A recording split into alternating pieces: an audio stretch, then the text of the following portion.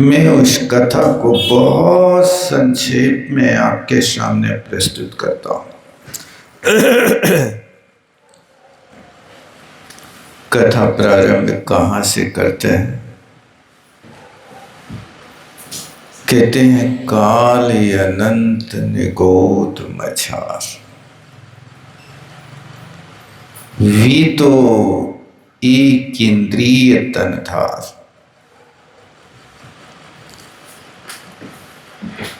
एक श्वास में 8-10 बार जन्मो मरो वरो दुख भार। इस पंक्ति को पढ़कर के प्रत्येक प्राणी को इस बात पर विचार करना चाहिए कि हे आत्मन, तुम्हारा सबसे लंबा काल कहाँ व्यतीत हुआ।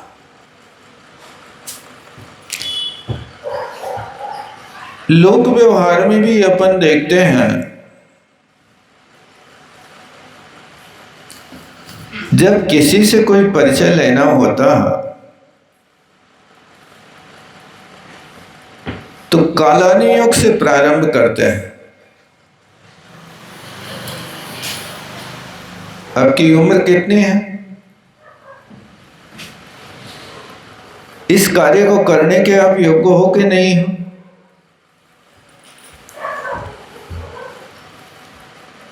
आप यदि सर्विस खोज रहे हैं तो सबसे पहले आपकी उम्र देख लेते हैं। बच्चे का एडमिशन कराने के लिए स्कूल जाते हैं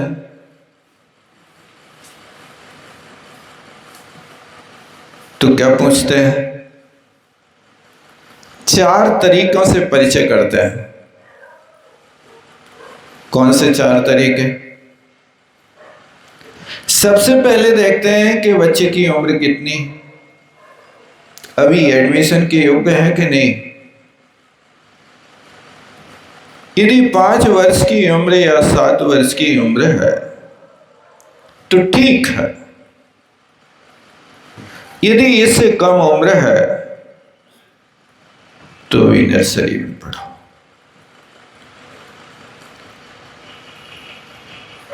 तो सबसे पहले उसकी उम्र पूछी,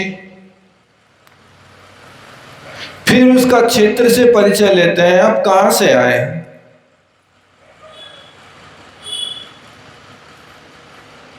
कहां से आए हैं मतलब इस बात को पूछना, ये क्षेत्र का परिचय लिया जाता है। हम इस गांव से आए। द्रव्य का अर्थ है कि आपका शरीर तो अभी दिखाई नहीं दे रहा कि आप अभी पढ़ने के लायक हैं। तो लोग कह देते हैं उम्र तो सही है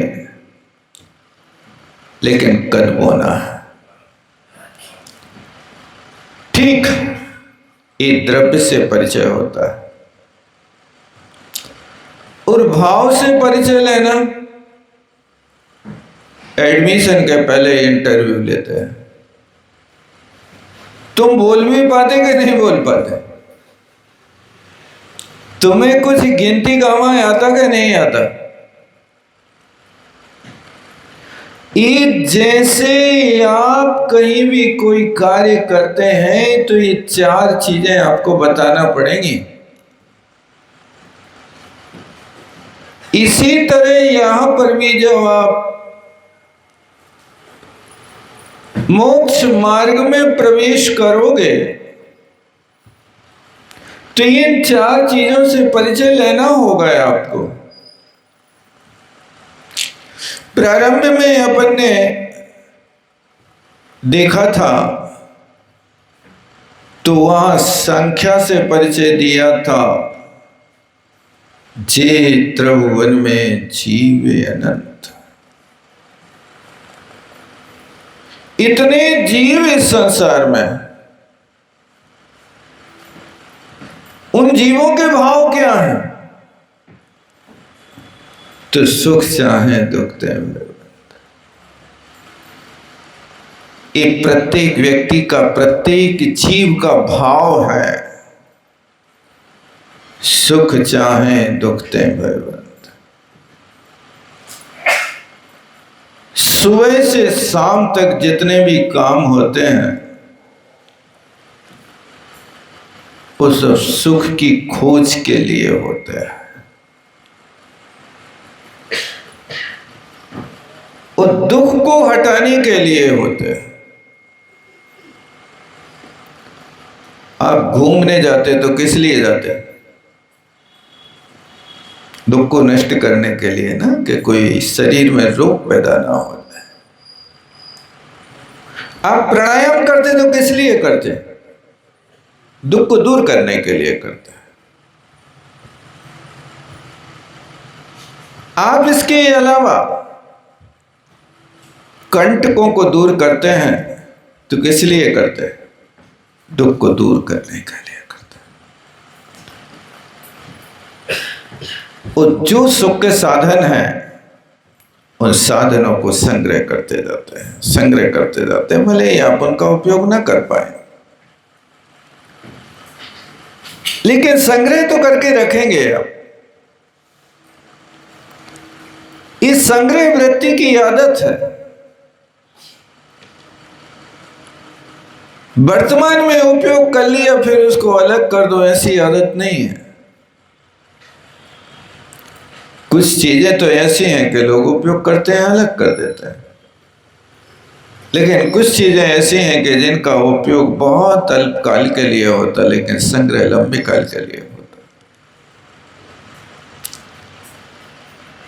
तो ये संसारी प्राणी का भाव है, सुख चाहे दुख ते भय। आप घर में भी सुख खोज रहे हैं, यहां आकर के भी सुख खोज रहे हैं, लेकिन ध्यान रखना कि वहां के सुख में और यहां के सुख में कितना अंतर है। मंडी में बैठ करके भी सुख खोज रहे हैं, मंदिर में बैठ करके भी सुख खोज रहे हैं, लेकिन ध्यान रखना कि मंडी में मिलने वाला सुख क्षणिक होगा। उस सुख के साथ दुख की भी परंपरा होगी, लेकिन मंदिर में आने वाला जो सुख होगा वो सुख शाश्वत होगा और अलौकिक होगा, आत्मिक होगा। वो सुख साधनों से नहीं, साधना से होगा।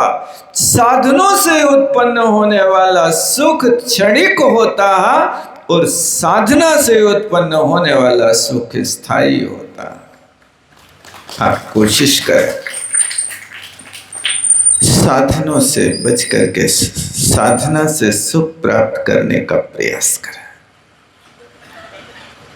आप जितना समय वहां सुख खोजने के लिए देते हो, उसका यदि आप 10वां हिस्सा भी यहां देते हो तो आपका बहुत गाढ़ा पुण्य होगा।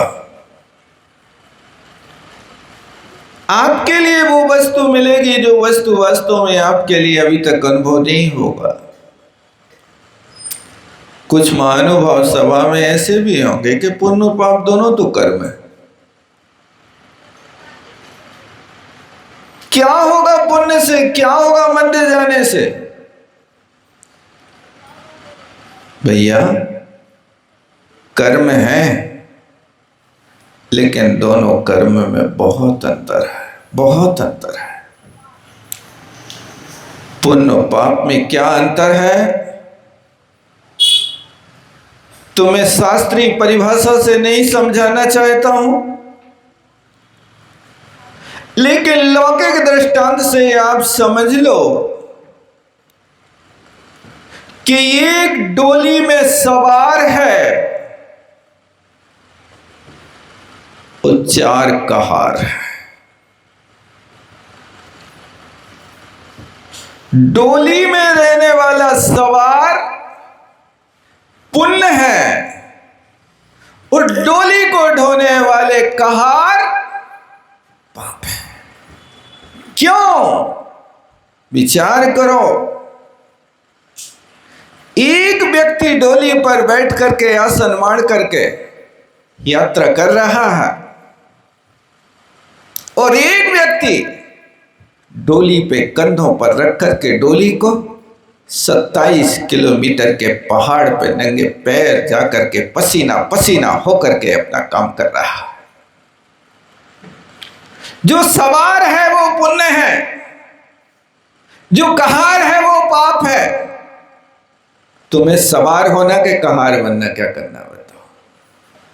यदि जीवन भर भार ढोना है तो कहार की तरह पाप करते रहो, और यदि तुम्हारे लिए पुण्य बनना है तो उस डोली पे सवार होकर के मटकते हुए शिखर जी की यात्रा कर लो।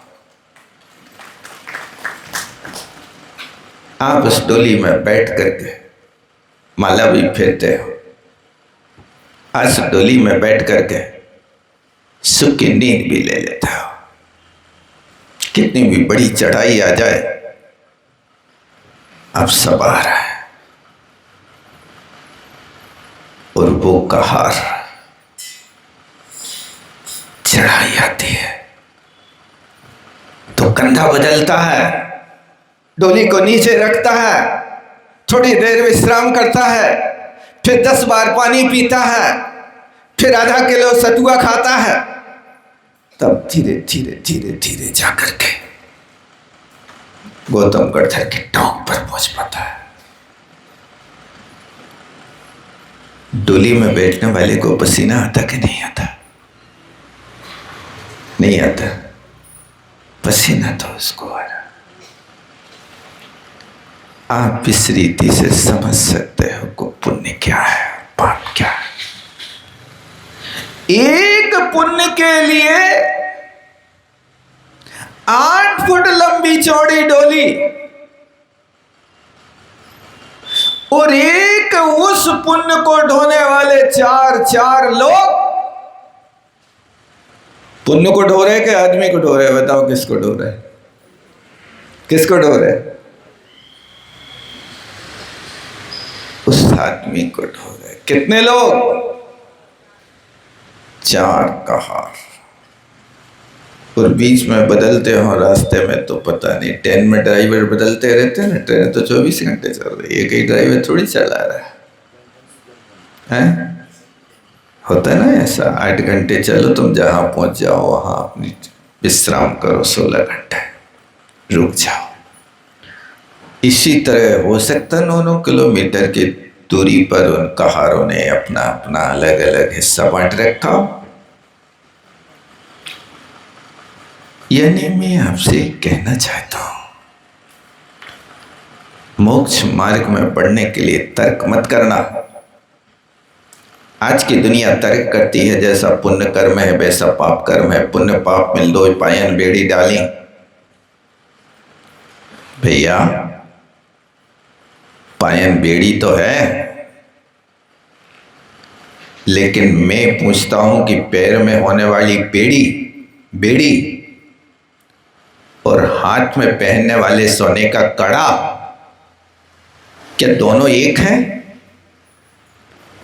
अरे पांव में पहनने वाली बेड़ी कोई और पहनाता है, अपराधी को पहनाता है, और हाथ में पहनने वाले सोने के कड़े को तुम रुचि से शौक से पहनते हो, कर्जा कर करके उसको लेके आते हो। अंतर समझ रहे कि नहीं? दोनों बेड़ी हैं, बंधन है, लेकिन हाथ के कड़े को आपने यदि बंधन मान रखा तो फिर उसको शौक का साधन क्यों बना रखा? हाथ में कड़ा पहनते हैं, वो शौक है, आभूषण है, वो बेड़ी नहीं है। तुमने अपनी मर्जी से उसको स्वीकार किया। जब तक वो नहीं मिला तब तक आपके अंदर आकुलता होती रही। देखो उसके हाथ में सोने का कड़ा है, मेरे हाथ में नहीं है। उसके हाथ में 70,000 रुपए की घड़ी है, मेरे पास नहीं है। बंधन तो है, पैर की बेड़ी का भी बंधन था, हाथ की बेड़ी उस सोने के कंगन का भी बंधन है, बस अंतर है। सोने का कंगन जो बुद्धिपूर्वक पहना जा रहा वो पुण्य है, और पैर में लोहे की बेड़ी पहनाई जा रही है वो अपराधी के लिए बंधन दिया जा रहा। तुम भाग नहीं सकते, वो बंधन पैरों में होगा और ये संबंध हाथों में होगा। व्यवस्था को समझना, बहकावे में मत आना, अच्छे कार्यों को हमेशा करते रहना, क्योंकि ये इतिहास है। पुण्य करने वाले ऊपर स्वर्ग में खटोला में बैठते हैं, आनंद की जिंदगी जीते हैं, और पाप करने वाले अनंत काल तक निगोद में रहते हैं। निगोद अच्छा कि स्वर्ग अच्छा? बताओ भैया, क्या है अच्छा है? काले अनंत निगोद मझार, ये अनंत काल निगोद के बीच में बैठे, निकाल दिया तो पुण्य के उदय से निकाला कि पाप के उदय से निकाला? ये पाप का उदय है। और 33 सागर तक ऊपर विमान में बैठे ये अनंत सुख का वेदन कर रहे हैं। यहां के चक्रवर्ती से भी अनंत गुणा सुख एक भूत पिशाच नाम के देवों को हुआ करता, जो सबसे घटिया क्वालिटी के देव है, और उनसे अनंत गुणा सुख भवनत्र के इंद्रों को होता है। उन भवनत्रकों के इंद्रों से अनंत गुणा सुख सौधर में इंद्र को होता। इनसे आगे सुख की वृद्धि होती होती आगे जाकर के 16वें स्वर्ग के इंद्र को जितना सुख है सौधर में इंद्र से अनंत गुणा, क्योंकि सौधर में इंद्र का सुख पीतलेश्या के साथ है, और 16वें स्वर्ग के इंद्र का सुख शुक्ललेश्या के साथ है। और इससे भी अनंत गुणा सुख उससे अहमेंद्र को होता है, जो अहमेंद्र नौमी ग्रेवक के भले ही पहले ग्रेवक में होवे, लेकिन परम शुक्ललेश्या के साथ में वो अहमेंद्र आगे आगे 9 ग्रेवक, 9 अनुदेश, 5 अनुत्तरों के देवों को अनंत गुणा सुख होता जाता हो। संसार में सर्वश्रेष्ठ सुख है तो सर्वार्थ सिद्धि के देव को होता है। ये सांसारिक सुख सर्वार्थ सिद्धि के देव के आगे और किसी का सुख नहीं होता। लेकिन आचार्यों ने कहा है वो सर्वार्थ सिद्धि के देव के लिए परम शुक्ललेश्या के साथ जितना सुख है उससे अनंत गुणा सुख मुनि महाराज को होता है। ये आप पढ़ेंगे छठाला की 6वीं ढाल में। यूं चिंत निज में तेरे भई, तेने यकत जो आनंद लहो, सो इंद्र नाग नरेंद्र वा, धरणेन्द्र के नाही कहो। ये आगे 6वीं ढाल में ये प्रसंग आएगा। तुलना किससे कर रहे हैं? शु इंद्र नाग नरेंद्र धरणेन्द्र, इनसे भी अनंत गुणा सुख किनको होता है? यूं चिंत निज में थिर भये, जो सारे के सारे विकल्प जालों को छोड़ करके सामायिक में स्थित रहने वाले परम दिगंबर बीतरागी मुनि महाराजों को सुख होता है। वो सर्वार्थ सिद्धि के देव से भी अनंत गुणा सुख होता है। क्यों? क्योंकि सर्वार्थ सिद्धि में परम शुक्ललेश्या तो है लेकिन असंयम है। तो यहाँ मुनि महाराज के भले ही पीतलेश्या हो लेकिन संयम के साथ 7वां गुण स्थान है। उस 7वें गुण स्थान के अंतर्गत जो सुख होता है वो सुख इंद्र धरणेन्द्र से भी तुम कल्पना नहीं कर सकते हो।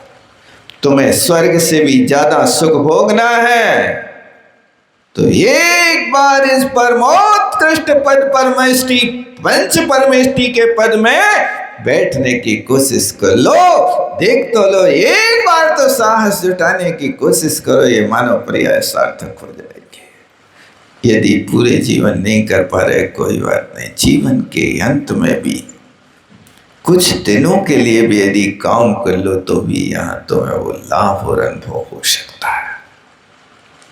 इसलिए कहा भैया पीछे मुड़ करके देखो। आपसे कोई परिचय पूछता है आप कहाँ रहते हैं, कितनी उम्र हो गई, इस मकान में रहते कितने साल हो गए, आप सिर्फ यहाँ का परिचय देते हो, मुझे यहाँ रहते 50 वर्ष हो गए, 25 वर्ष हो गए, इस मनुष्य पर्याय में रहते 50 वर्ष हो गए। लेकिन इसके पहले कहाँ से आए हो, कभी परिचय किया है अपना आपने? क्या यही बने रहे हमेशा, मनुष्य से मनुष्य ही बनते रहे? नहीं, आप यहाँ देखो, स्थायी निवास स्थान तो प्रत्येक प्राणी का कहाँ है? निगोद है। वो निगोद कहाँ बना है? स्वर्ग में है कि नरक में है? कहाँ पर है? सूक्ष्म निगोदिया जीव के कोई स्थान निश्चित नहीं, पूरे तीनों लोकों में ठसाठस घी के घड़े की भांति भरे हैं सूक्ष्म निगोदिया जीव। लेकिन बादर निगोदिया जीव आधार से रहते हैं, आधारे थूलाओ, वे आधार से रहते हैं, उनका तो निश्चित स्थान है कि वे कहाँ तक रह सकते हैं। लेकिन सूक्ष्म निगोदिया जीव पूरे लोक में कहीं भी एक तिल के बराबर ऐसी जगह नहीं कि जहाँ पर उनका निवास स्थान ना हो। तो यहाँ से परिचय करा रहे कि हे आत्मन, अपना मन स्थिर कर लिया, अब स्थिर मन करके जो लंबी कथा थी उसको संक्षेप में कह रहे, तो उस कथा का प्रारंभ आज कर रहे हैं। सुनो ध्यान दे करके, कथा का प्रारंभ कहाँ से हो रहा है? धागा कितना बड़ा भी होवे, लेकिन सुई में तो वहीं से डाला जाएगा जहाँ का किनारा होगा। धागा 1000 मीटर लंबा हो सकता है, लेकिन सुई में डालना है तो जहाँ कहीं से डालोगे क्या? सुई में धागा तो वहीं से डलेगा जहाँ पर उसका किनारा होगा। और किनारे से भी डालेंगे तो कैसे डालेंगे? उस धागा को पहले सीधा करना होगा, उस धागे को सीधा करने के साथ उसको पैना करना होगा, फिर उसके बाद में दृष्टि को एकाग्र करना होगा, और दृष्टि को एकाग्र करने के साथ हाथ में कंपन ना होवे, हाथ को भी स्थिर करना होगा।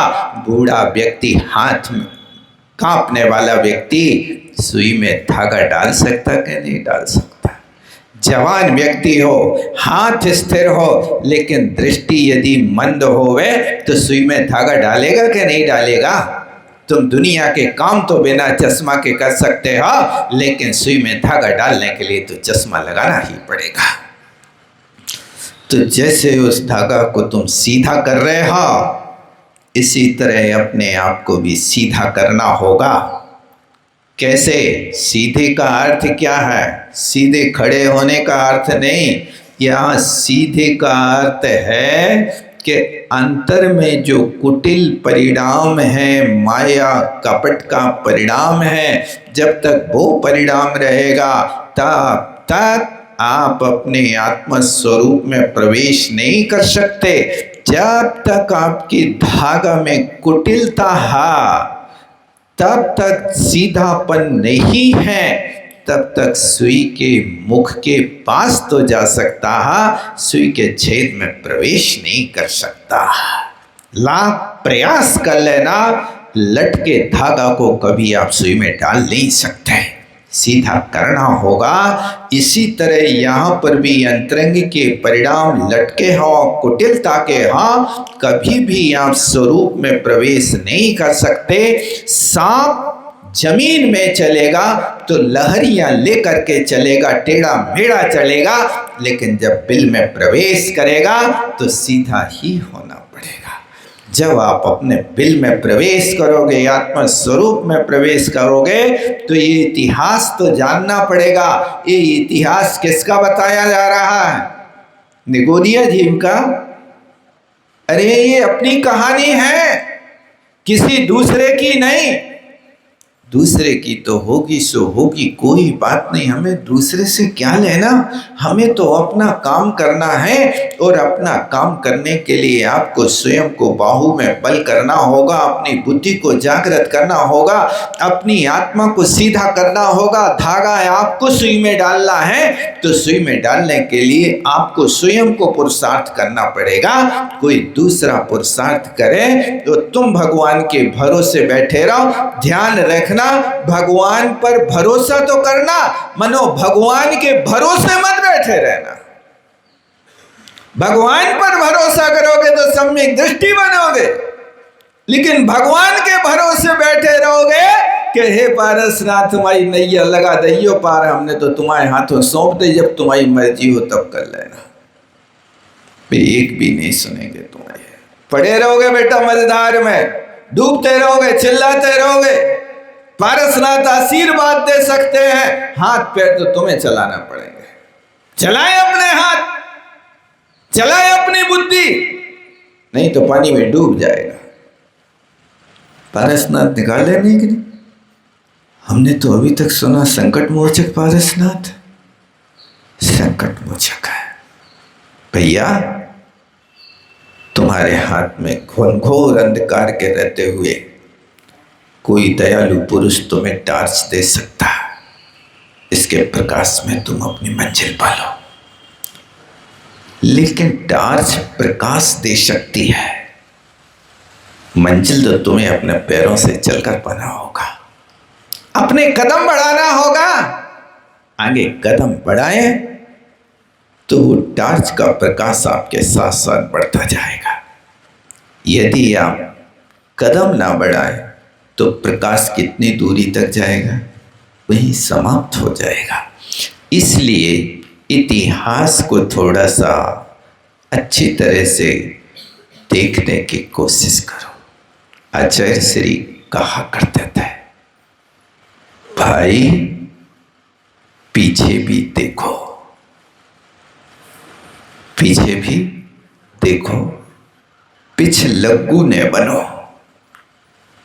क्या? पीछे भी देखो, पिछलग्गू ने बनो, अन्यथा पीछे रहोगे। यदि पिछलग्गू बनोगे तो पीछे रह जाओगे, और यदि पीछे देखोगे तो क्या दिखेगा? तुम्हें इतिहास दिखेगा। और यदि आगे देखना है तो आगम को देखो, तुम्हें अपना भविष्य दिखेगा। आप गाड़ी चलाते हैं, गाड़ी में आप पीछे देखते कि आगे देखते? कहाँ देखते? आगे देखते, पीछे नहीं देखते। पीछे नहीं देखते। अरे भैया, तुम्हारी कार में 2 कांच लगे हैं, नहीं लगे? देखे कि नहीं? एक तो सामने देखने के लिए बहुत बड़ा 4x4 का होगा, इतने हैं, इतना बड़ा कांच लगा, और उस वायलेट के बाजू में एक और दर्पण लटका है। मैं पूछता हूं भैया, वो दर्पण तुम्हें चेहरा देखने के लिए लगा है कि पीछे देखने के लिए लगा है? क्या है? अब कोई समझे कि ड्राइवर बार बार चेहरा देखता रहे। अरे बाबले, वो चेहरा देखने की वस्तु नहीं, वो तुम्हारा अतीत बता रहा है, वो दर्पण है। देख, पीछे देख, कौन पीछे लगा है तेरे, साइड दे दे। इसलिए है ना, पीछे देखो। यदि पीछे नहीं देखोगे तो सामने वाला तुम्हारे ऊपर धमक देगा अभी, या तो गाड़ी ठोक देगा या वो बाजू से ला करके तुम्हारी गाड़ी के सामने गाड़ी खड़ी करेगा और कहेगा तुम पागल हो क्या, होश नहीं रहता, पीछे नहीं देखते हो, बार बार साइड मांग रहा हो, साइड नहीं दे रहा। ऐसे झगड़े देखे आपने कि नहीं देखे? कोई देखे? साइड मांगने के लिए बार बार हॉर्न बजाता है। ये वो छोटा सा दर्पण है, लेकिन वो छोटा सा दर्पण तुम्हें पीछे का इतिहास बता रहा। पीछे देख लो, उस सामने लगा कांच, आगे की देखो कितनी दूर, बहुत लंबा। भविष्य सामने लगे कांच की तरह है। भविष्य सामने लगा हुआ कांच की तरह बहुत लंबा, बहुत लंबा है। और अतीत बाजू में लगे दर्पण की तरह है, वो तो निकल चुका। अतीत जो गया है उस पे तुम्हारा कोई बस नहीं होगा, लेकिन भविष्य है, उसके लिए क्या होगा आप देख लो। भविष्य तुम्हें दिखाई दे रहा है कि तुम्हें अपनी गाड़ी गड्ढे में डालना है कि हाईवे पर लाना है। सामने का कांच तुम्हें गड्ढा भी बता रहा, ब्रेकर भी बता रहा, रेड लाइट भी दिखा रहा। समझ रहे कि नहीं समझ रहे? आगे के लिए ये सारी चीजें आपके लिए बताई जा रही, ये भविष्य है तुम्हारा। अब आगे का कांच होने के बाद भी गाड़ी चलती रहे और आंखों का शटर गिर जाए, क्या नहीं होता? आंखों के शटर गिरते कि नहीं गिरते? गिर जाते हैं, झपकी आ जाती है। और झपकी आती है तो भविष्य गड्ढे में पहुंच जाता है, पेड़ से टकरा जाता है। आप सो रहे के जग रहे, सामने देख रहे कि नहीं देख रहे? हम तो भजन गा रहे, सोते सोते में निकल गई सारी जिंदगी, अब भी सोते रहोगे। क्या करें, सोने से तृप्ति नहीं मिल रही है। लोग एक दिन आते हैं, दूसरे दिन फिर जाके सो जाते हैं। सोने जैसा आराम नहीं कोई और दुनिया में पाते हैं, इसलिए सोते सोते जीवन गुजार देते हैं। अंत में हर व्यक्ति को पश्चाताप करना पड़ता है। ये पश्चाताप की पंक्तियां सीख लो। हाय कुछ न कर सका, न पीर पर की हर सका। हाय कुछ न कर सका, न पीर पर की हर सका। फिर एक दिन हमारी जिंदगी का गुजर गया, एक दिन जिंदगी का गुजर गया। रात बात में गई और प्रात खात में गया। फिर एक दिन हमारी जिंदगी का गुजर गया। हाय कुछ न कर सका, कुछ नहीं कर सके। ये पछताना तो होगा। यदि आप नहीं जागोगे तो साधु का काम यही है कि सोता साधु जगाइए, करे प्रभु का जाप। ये तीनों सोते भले दुर्जन सिंह रुसा,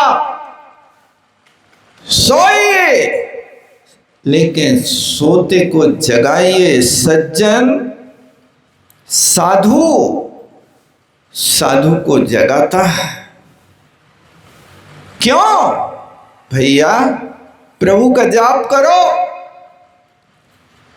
लेकिन ये तीनों सोते भले, दुर्जन, सिंह और सांप, ये सो रहे हैं तो इनको जगाना नहीं, लेकिन साधु सो रहा है तो सोने नहीं देना, जगाओ। सोता साधु जगाइए, करे प्रभु का जाप, जाप करोगे पाप हरोगे। आप साधु हो, अपने परिवार को साधु बनाना चाहते हो तो सोते हुए परिवार को जगा के लाओ, जाप करो, भजन करो। आप क्या कह रहे हो? आप प्रवचन सुन के जाओ तब लड़कों बच्चों हो जगे हो, ये ठीक है क्या? माता बैरी पिता शत्रु एन बालो न पाठिता। वो माता शत्रु है, पिता बैरी है। जिस पिता ने और इस माँ ने अपनी संतान को पाठ नहीं सिखाया है, जिस माता पिता ने अपनी संतान को धर्म के बीज नहीं बोए हैं, वो तो बहुत रात में सोए, सोने तो दो। रात गमाई क्यों तुमने बातों में? एक गलती तुम्हारी है, तुम्हें दोष लगेगा। तुम संरक्षक हो, गार्जियन हो, उनको जगा करके लाओ, प्रेम से जगाओ और ये पंक्ति सुनाओ, सोता साधु जगाइए, करे प्रभु का जाप। ये तीनों सोते वाले, यदि तुम्हारा बेटा दुर्जन है, सांप है, सिंह है तो जगाइयो ने, सोने दो। और यदि तुम्हारा बेटा तुम्हें दिल से प्यारा है तो उसको पकड़ करके लाओ, ना आए तो खटिया उठा के लाओ और यहां डाल दो, पड़ा पड़ा यहां सुनेगा। लगा दो रोड पे खटियों के ढेर, कम से कम उसकी नींद भंग होगी माइक सुन करके तो एक आध शब्द तो उसके कान में पड़ेगा। और याद रखो, माता शत्रु पिता बैरी येन बालो न पाठिता। आप शत्रु हो कि आप सज्जन हो, कि आप हितैषी हो? कोशिश करो कल से कोई घर में सो ना पाए। यदि तुम हितैषी हो तो हम करें का वो हमें को सुला दे। ऐसी संतान को तुमने पैदा किया क्यों? जब तुम कंट्रोल नहीं कर पा रहे हो तो इस शास्त्रों को तुमने देखा नहीं कि संस्कार कब देना है? बाल मूछ और नारी इन्हें बारे काहे न संवारी। बालक को, मूछ को, नारी को ये बाल अवस्था में संभालने की होती, तुमने गलती करी क्यों? इसका फल तुम्हें भुगतना होगा। इसलिए काल अनंत निगोद बाजार पीछे उठ करके देखो। और ये पंक्ति याद हुई कि नहीं हुई? कौन सी? सोता साधु जगाइए, करे प्रभु का जाप। ये तीनों सोते भले, दुर्जन, सिंह और सांप। तुम्हारे घर में दुर्जन, सिंह, सांप हो तो नहीं जगाइयो। और यदि साधु हो तो बड़े प्रेम से उठा के लाना और यहाँ आकर के 1 घंटे पौन घंटे बैठा करके ज्ञानामृत का पान करा देना, तो तुम शत्रु नहीं उनके मित्र बनोगे, बैरी नहीं सुहृद बनोगे। बोलो आचार्य गुरुवर विद्यासागर जी महाराज।